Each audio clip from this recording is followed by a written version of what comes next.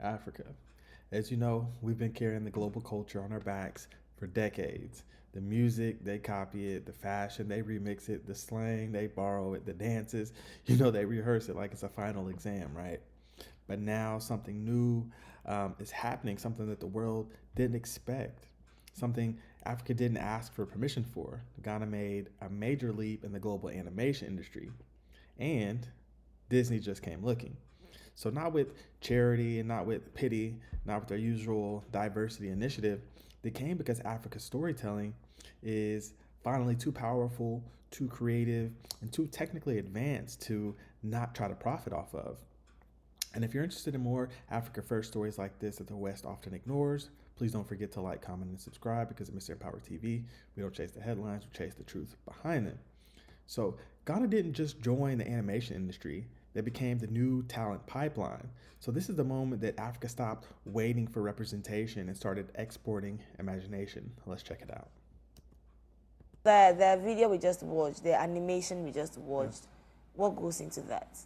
Well, a lot goes into it, and we have the script writing, the storyboarding, the drawings, and then there's post production. Yeah, the pipeline is quite a long one. I would say the very first, and also story in the first place. It has to be a good one, and usually we like to talk about our culture and our heritage a lot. So you would find, say, most of our works are based around your culture and your heritage. So once you have the story, then you start to put out maybe our storyboards near there. Then there's some concept arts. Maybe I feel say the characters' clothing, I will say a look say the environment should look like this. That's the work of the concept artist. And then the storyboardist will now, draw out how each scene in animation should look like. Then you go to actually animating, rough animation. Yeah, rough, quick animations. Then there's a team that will clean it up. Or more will clean it up, so there are those that will do coloring.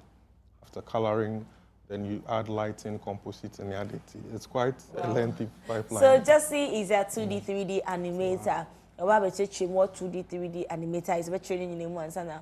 Sorry, so see Jesse, that screen you saw as a Chinese phobia, do you agree? What's the concept behind this? Okay, so Weno is part of a project, a bigger project, which we call Heroes of the Past. And the whole idea for this project is to sort of relive and to retell the stories of your past great men and women who to say our very own form of superheroes. So we are sort of presenting them in a form of superheroes, at the same time telling the story and preserving our culture. And we decided to use video games, comics, and animation to do this. So Yes. So thank you to Original TV Ghana. I'm going to put the link down in the description for this interview with Jesse Sunkwa Mills. So let's take a step back, right? Ghana has been known as a nation of storytellers, the land of oral historians, home of the Ananasi, right? So the birthplace, or one of the birthplaces of West African folklore. But a generation ago, Hollywood acted like, African animation didn't exist. So they often used us as the background or just an accent, for jungles and vibes, and never as the source of creative power. So during that time, Ghana was quietly building studios with global level pipelines. Artists and studios like Letty Artists were creating superhero based on African myths, and Animax, FYB, 3D animation and CGI. Indigenous Studios, high-end storytelling and motion design, or AWA Stories, African-centered children's animation, right? So these weren't side hustles. These were real functioning studios with modern tech, render farms, and trained animators. So while Hollywood kept recycling, the same 5 stories that they have, Ghana was building a creative infrastructure that the world did not, see coming. So oftentimes people are shocked, like African animation started yesterday, as if we had been animating history on cave walls or carving epics into woods, sculpting things into bronze or dancing narratives long before Hollywood even existed, right? So the world often thinks when Western analysts hear, African animation, they may imagine low budgets or sketches, amateur designs, right? Potential, that's a polite insult for we don't believe in you. Um, and they ask the same type of questions. Can African studios reach global quality? Can African animators handle complex pipelines?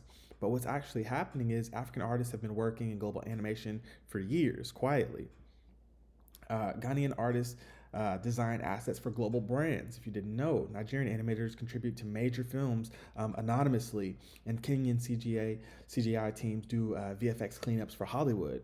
So African freelancers dominate global art platforms already, and Africa has one of the world's fastest growing creative youth populations.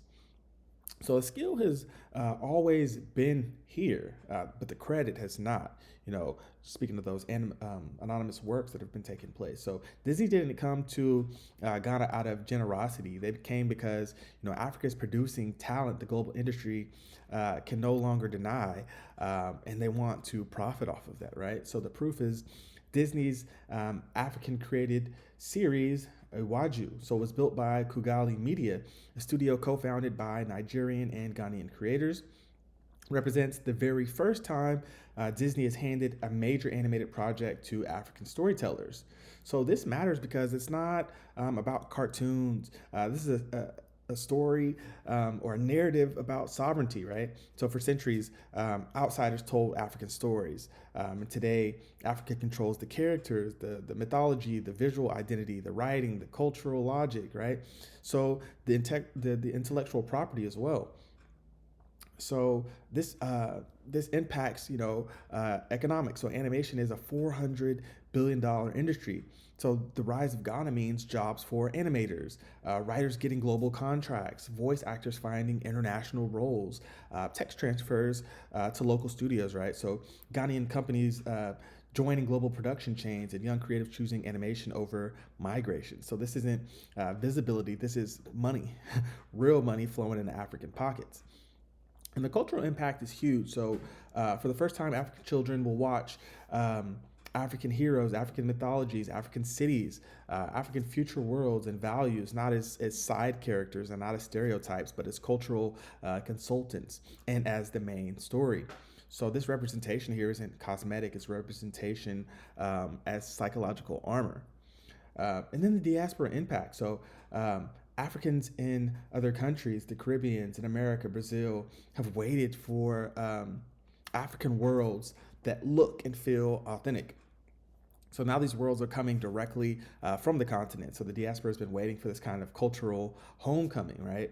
And the global impact is huge as well. So Hollywood spent decades consuming African culture without credit, and now Africa controls the production pipeline. So this is the opening, scene of Africa's animation era, and the next steps can be like Ghana emerging as an outsourcing hub for global studios or African animated shows, hitting Disney as well. So crossover projects between African and other Western creators, and animation academies rising across Accra to Nairobi as well. So there will definitely be a new generation of African storytellers entering the global canon. So multinational companies building creative hubs from east to west, right? And with the rise of AR, VR, gaming ecosystems, African IP can become the next big franchise wave. So in a few years, inshallah, Disney won't be just partnering with Africa. Disney will be trying to keep up with Africa. So again, guys, for generations, the stories were stolen, flattened, rearranged, mistranslated, and repackaged. But today, the pen is back in our hands. So, mashallah, that's your Africa Insight for today. Please don't forget to like, comment, and subscribe, because on Mr. Empower TV, we don't chase the headlines, we chase the truth behind them. This is Mr. Empower, and I'll see you in the next video. Peace.